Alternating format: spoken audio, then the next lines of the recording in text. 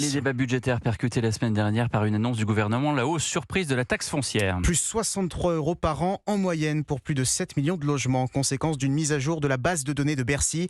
Mais face au tollé suscité par ce projet, le Premier ministre Sébastien Lecornu décide aujourd'hui de reculer.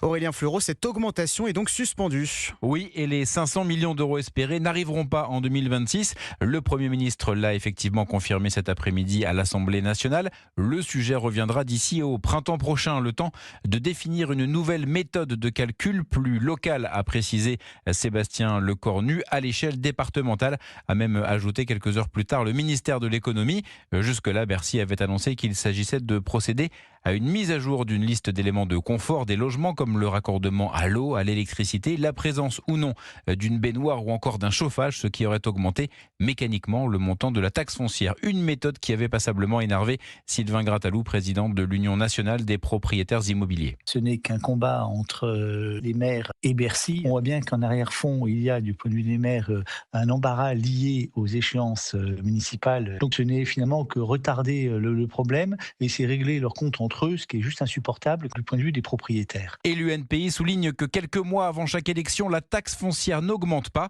mais que les hausses reprennent quasi systématiquement ensuite. Depuis 2014, elle a bondi en moyenne de 37%. Aurélien Fleureau.